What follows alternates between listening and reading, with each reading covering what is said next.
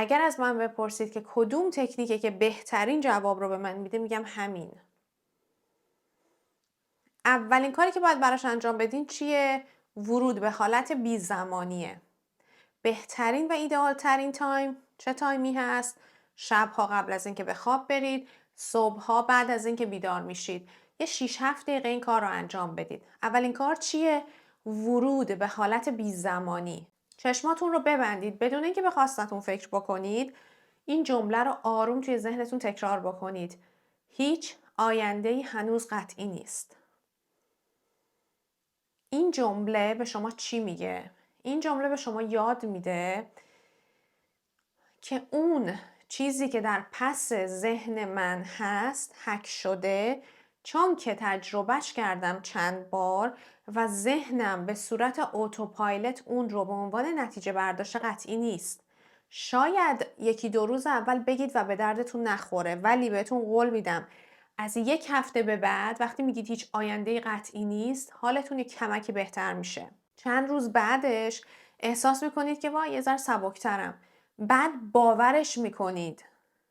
پس اون همه چرت و پرتی که توی ذهنم بود به خاطر تجربه‌های قبلی، چون ذهن من نمیتونه مسیری که من هنوز نرفتم و به وجود نیامده رو پیش بینی کنه، پس میاد از تجربه‌های قبلی من دست میکنه توی کیسش و یه دونه از اون تجربه ها رو در میاره و به عنوان تجربه آینده در اختیارم میذاره. پس وقتی که من دائما قبل از اینکه به خواب برم و وقتی که از خواب بیدار میشم بلافاصله، وقتی که توی اون عالم بالام با خودم تکرار میکنم که ببین هیچ آینده قطعی نیست، دارم یک لطف خیلی بزرگی در حق خودم میکنم.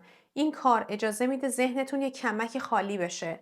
نه امیدوارتون میکنه. ببینید من هیچ وقت رویا فروشی نکردم، هیچ وقت. بهتون گفتم فلان چیزو گوش بدید به احتمال خیلی زیاد فلان اتفاق میفته. چرا؟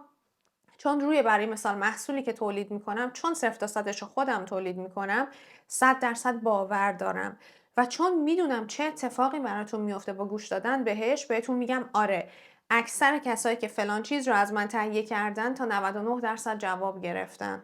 رویا نفروختم، من میدونم دارم چیکار میکنم.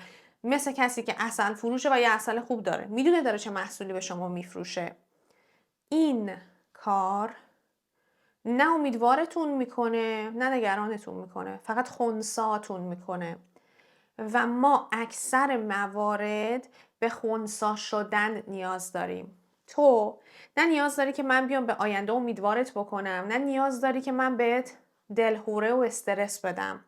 تو نیاز داری من خنثات بکنم و به محض اینکه خنثی بشی نفس میکشی، ذهنت باز میشه، از اون همه ترس و واهمه و نگرانی کمکی دور میشی و تازه میتونی ببینی که چه خبره. مثل یک آدمی که توی یک رابطه عاطفی بده، تا زمانی که توی اون سم هست فکر میکنه بهترین چیزه. به محض اینکه کات میکنه تازه میبینه که وای چی بوده اون رابطه. اینجا همون اتفاق میفته. این خنثاتون میکنه. پس این حالت میشه نقطه ورود به لایه فرمان قانون جذب. این مرحله اوله.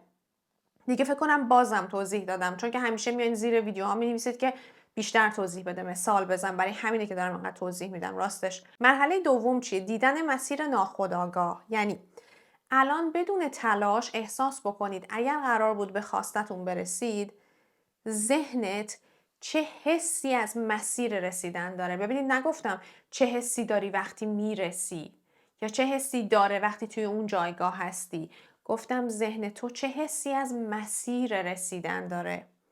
حالا اینجا نه سوال میپرسی نه تصویر میسازی، فقط حست رو از مسیر رسیدن به اون هدف درک میکنی. معمولا چه اتفاقی میفته؟ معمولا یا سنگینی بالا میاد، یا اینکه خیلی طولانیه بالا میاد حسش، یا ابهام یا فشار یا یه مکس. اینا چی هستن؟ اگه باهوش باشی الان فهمیدی اینا چی هن. چون اصلا ویدیوی امروز هم بهش ربط داره. این خط زمان ذخیره شده در ناخودآگاه شما هاست. چطوری بفهمم لایه پنهان ناخودآگاهم چه خیانتی رو داره بهم میکنه؟ چقدر داره منو از خواستم دور میکنه؟ چرا بهش نمیرسم؟ چون تو توی ناخودآگاهت، در پس پرده ناخودآگاهت یک خط زمان ذخیره شده داری و تو مرحله دوم این تکنیک تو خط زمان ذخیره شدت رو پیدا میکنی. مرحله سوم چیه؟ حالا باید بری پاکسازی بکنی خط زمان رو. یعنی چی؟ یعنی یه جمله کلیدی براش میگی. چی میگی؟ جمله رو قبلا گفتم. اینجا هم همون رو استفاده میکنی. این آینده انتخاب من نیست. چرا این رو میگی؟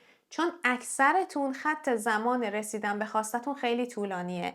اکثرتون پس پرده ذهنتون اینه که نمیشه، نمیرسم، زمان میخواد، فلانی باید فلان کارو بکنه تا بشه، فلان اتفاق باید بیفته، مثلا بانک باید تاییدیه رو بده تا وام رو بگیرم، هر چیزی که هست. خط زمان رسیدن به خواستتون چون خیلی طولانیه، هر چقدر که جمله تأکیدی بگید، فرکانس گوش بدین، براتون کار نمیکنه. برای همینه که باید پاکسازی انجام بدید. برای همینه که تو مرحله سوم که دارید پاکسازی میکنی، جمله کلیدی اینه که این آینده انتخاب من نیست. و ازت میخوام تصور بکنی اون مسیره، هر اون چیزی که هست، مثل یک مه محو شده، کنار رفته. تو آینده رو عوض نمی کنیم. ما اینجا جادو نمی کنیم. کاری که انجام میدیم چیه؟ آینده غلط رو میایم لغو میکنیم. و این دقیقاً همون جاییه که قانون جذب دوباره شروع میکنه براتون کار کردن. حالا مرحله چهارم چیه؟ تعریف خط زمان جدید بدون خواسته است. این بخش خیلی مهمه. یعنی چی؟ یعنی تو به هیچ وجه حق نداری توی این مرحله به خواستت فکر بکنی. پس چیکار میکنیم؟ فقط یک حس ایجاد میکنیم. مثل چی؟ خواستم نزدیکه. خواستم سبکه. ساده است. بدون مانع است. پس میای حس رو ایجاد میکنی. همه مرحله ها رو اگه خواستین چشاتون رو ببندید، چون که تو ویدیو قبلی خیلی ها درگیر این بودن که چشامون بسته باشه یا باز. شما محتوا رو بچسبید. میان خیلیاتون محتوا رو ول میکنید، میان به یه چیزی میچسبید که اصلا خیلی هم مهم نیست، ولی گفتم چون که یادم بود از ویدیوی قبل این رو. بعد از اینکه حس رو ایجاد کردید میان میگی رسیدن برای من طبیعیه. نه به چه چیزی میرسم، نه چطوری، نه کی. فقط هدف من اینجا اینه که به ذهنتون بقبولونید که این اتفاق کاملا طبیعیه. رسیدن بهش، دستیابی بهش کاملا طبیعیه. اتفاق افتادنش توی زندگیتون طبیعیه، مثل آب خوردنتونه. اینقدر طبیعیه. تشنتون میشه میرید آب میخورید. اینقدر طبیعی. بیرونم گرمه. ببین دارم براتون مثال میزنم و خیلیاتون گوش نمیدید به مثالای من. بیرونه گرمه، تابستون 40-45 درجه است. با سوپرمارکت فاصله دارم. چند قدم راه میرم، بهش میرسم، یه بطری آب معدنی میخرم. تشنگیم برطرف میشه. این مثالی که زدم مثلا راجع به آب معدنی نبودا، راجع به مشکلاتی بود که سر راهتون میاد. هر چقدرم بدونم هوا گرمه و من از خونه بیرونم و با خودم از خونه آب نیاوردم، میدونم آقا جان اولین سوپری که ببینم 20 دقیقه که راه برم آب معدنی رو میخرم، تشنگیم برطرف میشه. طبیعیه. یعنی من حتی اگر یه سری مشکلات سر راهم باشه، چون رسیدن به خواستم خیلی طبیعیه، راحت مشکلات رو کنار میزنم و میرسم و اصلا مهم نیست اون مشکلات هستن، چون من تهش میرسم. پس برای همینه بهتون میگم طبیعی بودن خیلی به درد میخوره. حالا مرحله پنجم چیه؟ ویدیو طولانی شد. قفل ارتعاشیه. یعنی ما همیشه بعد از اینکه این کارا رو انجام میدیم، دستمون رو میذاریم روی قلبمون، چند تا نفس آروم و عمیق میکشیم و میگیم این مسیر جدید فعال شده.